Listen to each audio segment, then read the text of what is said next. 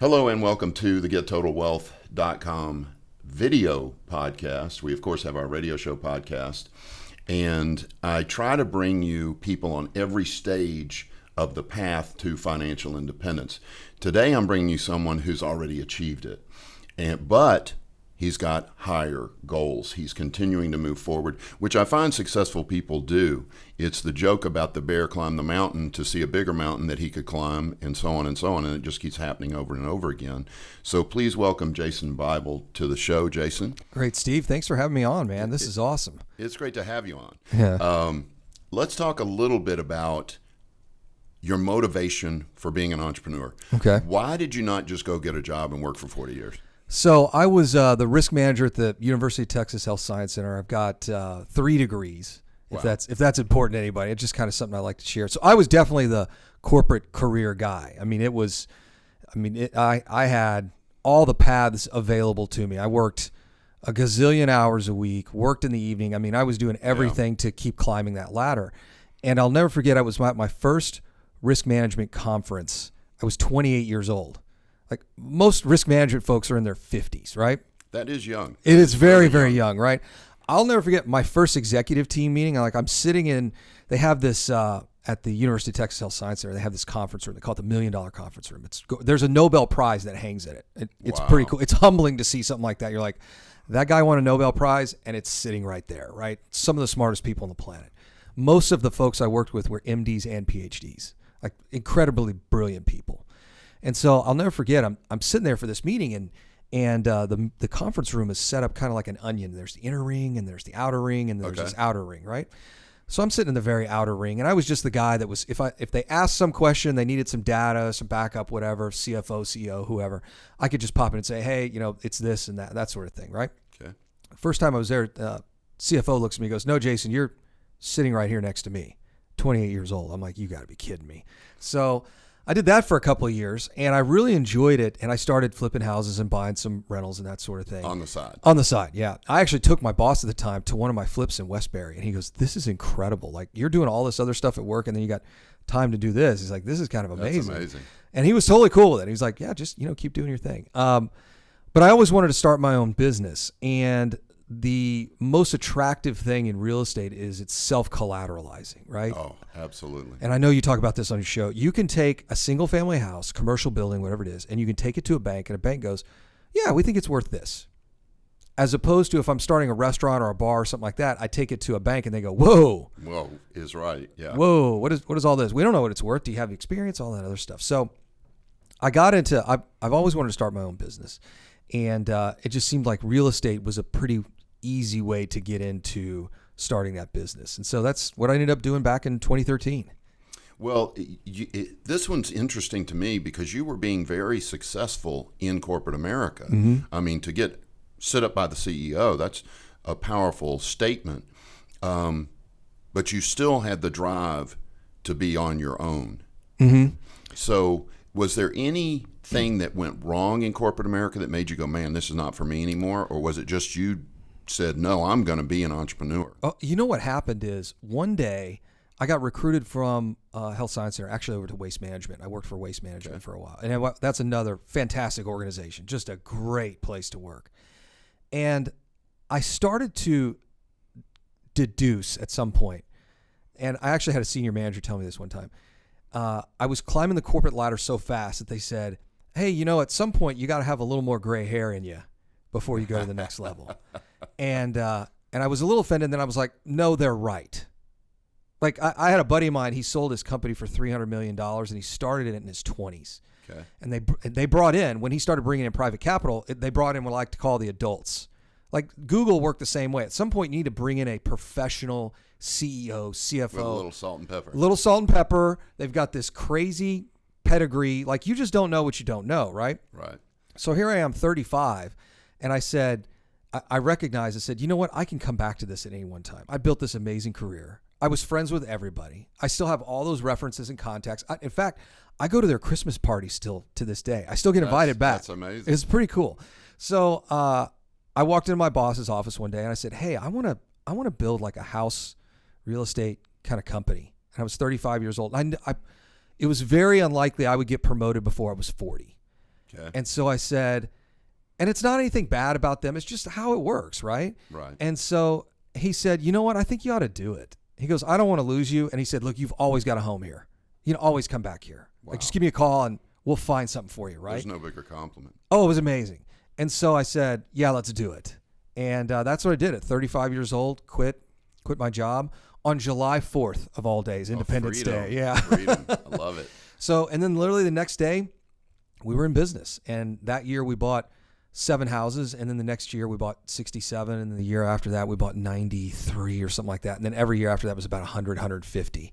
Most of those were wholesaling and flipping, and then now we've gone into buy and hold and commercial and a bunch of other things. But yeah, it wasn't like this seminal moment where it was like, I can't do this anymore. It's the man and they're terrible. I'm like, I had a great career, you know. I still love healthcare. I could go back at some point into healthcare. I'd love to own a hospital. So, but it was a great career, and I said I've always wanted to give this entrepreneur thing a try, and it's worked out pretty well. That's a really different way to go back into the field. It is. I'd like to buy a hospital. Yeah. All right, Steve. I don't know if you believe this. I've looked at one. Have you? I've actually looked at one. Somebody sent one to me. I've looked at the long-term care stuff. I'm not a big fan of long-term care, but I've looked at acute care. I've looked at hospitals before, and I'm like, the problem is with Obamacare and all the changes that are happening there, and this expansion of Medicare, it's really kind of a slippery slope. But I've looked at them before. I'm gonna get back into that space at some point. I'm just kind of looking for when the right time. It's a fantastic field. Well, you're in multiple spaces now. You're doing commercial buildings. You've done apartment complexes. You've flipped. You've done single family rental. Where do you see yourself? Do you see yourself honing that down to one specialty, or do you like the diversification within the specialty of real estate? What are you thinking? So one of the things that's interesting is a lot of people are like, Jason, you're in real estate. And I'm like, that's the industry I'm in. But what we really do is marketing. That's really what we do. We're really good at marketing. We get all kinds of deals. So when I went from single family to multifamily, I just bought multifamily at a price in which I couldn't screw up. Yeah. Is probably the best way to put it, right? I bought a self-storage facility, self-storage units this year. And how I did it was I just paid so little for them. I'm like, look, if we screw this up, we can just put it back on the market and sell it for at least what we got into it. So when I first got into any of these spaces, that's kind of what happened. Then we got into funds. So we've got a couple of different funds now. So where I see me going in the future here, it's really going to be, hey, we're going to build. We just closed our first single family fund. So we're going to open up another single family fund. Then I'm going to open up a multifamily fund. Actually, both of those are about to go live now in the next couple of weeks. And then I'll open up a commercial building fund. And what I have found with a lot of investors, and I've worked with a ton of investors across the country, a lot of folks invested in deals that we've done. What I found is they like to diversify, but they like to, it's not the diversification that we're accustomed to with dollar cost averaging in the stock market, right? Where you're like, I'm losing on this one, but I'm making on this one, which doesn't work. We know that doesn't work. Correct. What I find is a lot of folks that start investing with us, they'll invest with other people, other real estate investors around town that I know, which is, I think is totally fine. So like, hey, Jason, I'm going to give you $1 million. I'm going to give Brand over here $1 million. And I'm going to give, Joe over here $1 million. I'm like, all right, that's fine. And then I also find they want to diversify amongst the projects that I have. Like, you know what? I like this multifamily deal you're doing over here, but I also like this Airbnb portfolio you're building. And I kind of want to do both. So for me, it's as long as we can find the deals and then we can operationalize those, it starts to make a lot of sense for us to, quote, diversify in those different spaces. Now, going forward, I may just decide, okay, we're only doing commercial buildings from here on out. Gotcha. But for right now, it's like these kind of different lanes, if you will, seem to work best for us. And as long as, like I said, as long as you buy them cheap enough. Now, I'm not doing Class A and Class B. I think when you get into that Class A, Class B space, and I think you've probably had Robert Martinez in here and a handful of guys, Kaylee and some other folks. They're in a different asset class. I'm in that lower tier asset class where it's like I'm at the affordable house model. I'm at the workforce housing apartment. I'm at the storage facility that's the cheapest in the 10-mile radius. Gotcha. So I'm at that lower marketplace where the margins are better. You've got to be able to take your lumps there. You know what I mean? It's a little more, but management intense. It's management intense. And then the other thing I'd tell you too is, since the margins are a little bit better, we don't have to be as sophisticated as someone running a Class A. Like if you're working with Robert does one type of asset, right? And he does it really well. And at that level, the margins are such that you really gotta hone that in, right? You gotta be a specialist in that marketplace. But for us, it's a little bit different right now. And I think at some point we'll say, hey, this is what we really like doing, and we're just going to do that. Now, I don't recommend people building a business like what we've done, but I could totally see us kind of honing in on this is the one thing that we want to do. But right now, it's really just building funds, and deals come to us all the time. I tell everybody Texas is the best real estate market in the country, bar none. I agree. Houston is the largest market in the country, especially when it comes to single family. And it's like, we just get offered deals every day, and we look at them and go, hey, should we do this one? Should we not? We talk to our investors. Hey, what do you guys think? Yeah, let's do it. So, and I think it also helps. We have a construction company. So that doesn't hurt. It doesn't hurt, right? So if you got construction, and we have a property management company now in house, so it kind of helps us with some of the bruises that we take from time to time. But how many people are on your team? Oh, geez, it's a good question. Between construction, property management, 100, 110, somewhere around there. It's a pretty big organization. To manage that diverse portfolio, it's going to take a huge team. It's a big team. Yeah, that's impressive. So if you were a viewer and you're just starting out, what space do you like people to start out in if they're beginners? I think it's going to depend on your capital. So maybe capital and kind of where you're at in life. So if you're brand new, let me start with this. If you don't own your own home that you live in, you need to do that immediately. If you guys look, especially here in Houston, if you look at the median home price, it's gone up $3,300 a month for like the last 2 years. Yeah, it's crazy. It's absolutely insane. You've got to buy that first single family house, right?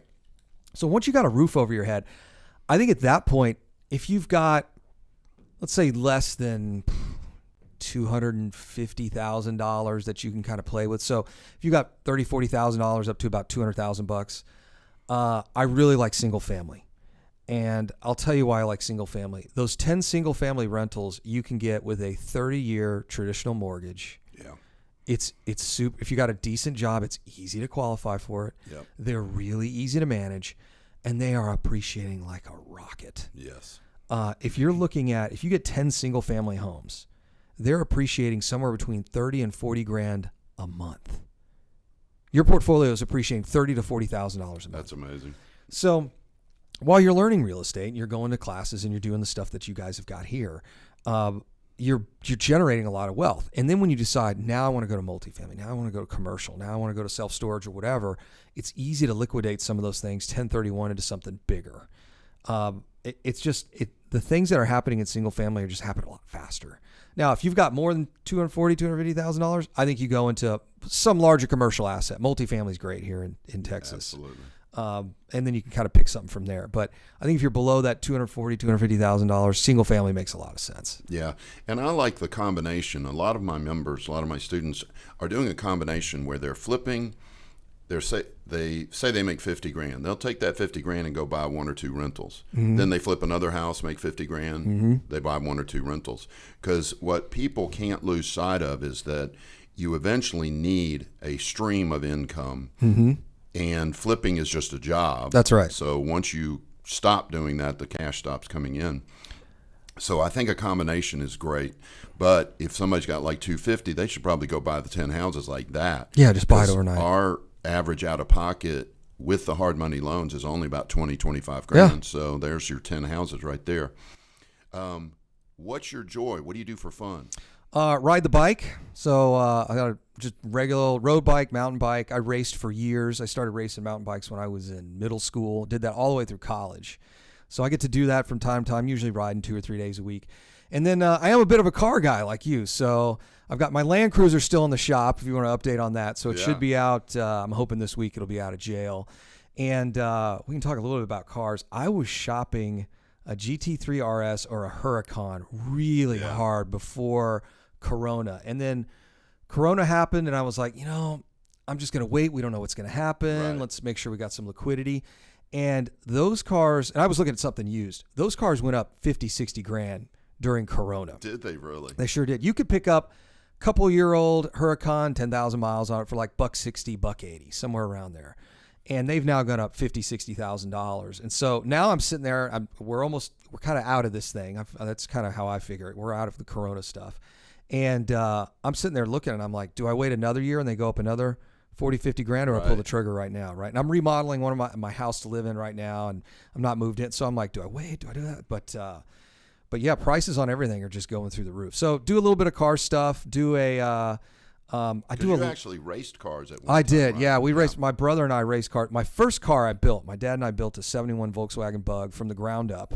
That was my first car I drove. So that kept me from doing stupid stuff in the car. Because then you just can't. At that point, you're like, well, I can't wreck it because it's going to take me another year to build this thing, right? Yeah. So, but race cars for a long time. My brother still races cars, mostly import drag racing and all that stuff. This was before the Fast and Furious movies all came out, but. Did that for years. It was a ton of fun. But yeah, now it's just, and now I'm getting into the writing thing. So I'm doing a ton of writing right now. Some of it's anonymous. There's stuff that's out there that is mine that nobody knows who it is, right? Interesting. So I've written a ton of stuff, and we're working on 2 books right now. One's a kind of a real estate related book, and then the other one is more of a relationships and health and kind of that journey that I've gone through for the last couple of years. So I think it's, I've never been a writer. I've got one article published that's actually published on Medline if you guys want to go read it. But I'm just doing it's kind of it's kind of a cathartic process as you're kind of going through all these things. And it is. And the great thing, where do you train? You keep yourself fit. You're working on relationships, you're leading a balanced life. And I think that's so important for the viewer because a lot of people, even some billionaires, say there's no way to build wealth and have a balanced life, which I totally disagree with. And you prove that's not true. So how often do you train? I know you ride the bike. Yeah. So I'm usually in the gym lifting 3 days a week. Some weeks I'll go 6. It just kind of depends on the schedule. Wow. And then I'm on the bike 2 or 3 days a week. So usually on the mountain bike, I'm doing 20, 22 miles, road bike doing 30, 40 miles. Kind of depends on, like I said, the schedule and the weather and that sort of thing. I'm getting ready for a big bike ride in Wichita Falls in August. It's a 100-mile bike ride and it's 100 degrees outside. So the goal, here's the trick to this thing, because there's a trick to everything, right? Right. So the trick to this thing is be fast so you get in before it gets real hot. Yeah, real hot and real windy. So that's typically what I'm doing. I'm working out every day. I have this past year, I noticed, I'm 43, and I was tired. I was tired like all the time when I was doing all this stuff, and I'm like, maybe it's just I'm getting old. What's the deal? And I was chatting with a buddy of mine who's like, you need to go get a full blood panel done. He said, but I bet you need testosterone replacement therapy. I'm like, really? Because I don't feel any of the other symptoms. Like, just go. So I had a full blood panel done, and they said everything looks amazing, not just for your age, but blood work looks incredible. 2 things. One is your triglycerides are really high, which means, and I said, well, I kind of eat too much bar food. That was really what that was, right? It's like I'm always out, going out and all that stuff. And he said, the other thing, your testosterone's in the basement. And then he told me some funny things, and it's not appropriate for the radio. But anyway, so if you guys catch me in an event, I'll tell you the rest of that story. But he said, I don't know how you're doing the things you're doing aside from sheer willpower. That's how he put it. I agree. And he said, look, man, we're going to get you started on this, and you're going to be right as rain. I said, okay. So I was on it for about a week, and literally I was back in the gym doing 2 days at 43 years old. Wow. It was crazy. So I'm on this. I was chatting with a buddy of mine, Rob Trigg, over at Jet Lending, and he said he recommended another endo I'm actually going to see on Wednesday. And he said, this guy's like a whole different, like it's just not TRT, it's the whole piece, right? And so I'm now getting into that. I don't want to call it biohacking, but I mean, as you know, as a health and fitness guy, especially when it comes to men, a lot of this stuff is still, I don't want to say it's a lot of this is we've known about, but it's not mainstream. It's probably a good way to put it. It's unbelievable to me that everybody doesn't realize that male testosterone starts dropping about 35. Yeah. And depending on your genetics, it can be gone by 45. That's right. Low energy, low sex drive, low cognitive skills. It hammers you. Mm-hmm. So I'm on hormone replacement. And the other thing, this career, real estate, takes a lot of energy. It does. Huge amount of energy. And a lot of the viewers who are not exercising are coming home and they're tired. That's a sign you're not exercising. You're supposed to be able to come home and still have enough energy to be a real estate investor. So you need to train, and especially those people in our age groups, look into testosterone replacement. Absolutely. Because it is life-changing. It is. I don't think you cannot overstate that enough, because you're a guy that's doing it too, right? But I can tell you, as a guy who just started this in less than a year ago, it is absolutely life-changing. Like, it's a whole, I'd almost say there's almost nothing you can do better for yourself than that. Because I guarantee all you guys who got lower testosterone, and if you start to get into studies, men's testosterone has been declining for like decades. It has. So this is not just and there's a whole bunch of health reasons for that, and we can get into all that science at some point. But I guarantee you at birth, well, not at birth, but in your teen years, you were probably lower testosterone than, let's say, your great-grandfather was. Yeah, that is true. I read several articles about that, how over the last 100 years, the male testosterone levels have dropped due to environment, due to many things. Like you said, we could get into that. But it is highly recommended. So, well, we've got to go do a radio show. We got to go do our show. So, we didn't even talk that much about real estate. No, I really want people to see entrepreneurs and go, man, this guy, I'm like that. Yeah. I could do that. So that you had some really encouraging stories, and I appreciate it. Well, I'll tell you right now, anybody can do this. Yeah. It's like working out. It's like being successful in anything. You just got to take action. You just got to do it. One foot in front of the other, and you just keep moving. And you'll have some setbacks. That's okay. But as long as you keep moving, that's the important thing. Just keep moving, and you'll get it. And you'll start building wealth, and you'll look back and you go, wow, this is crazy. Look what we just built. Yeah. But you got to take those steps. Because the next 5 years is going to pass, and you can either be going, wow, I'm in the same position I was 5 years ago, or you can do something different and change it. All right, everybody. Thank you so much for watching. Have a great rest of your day.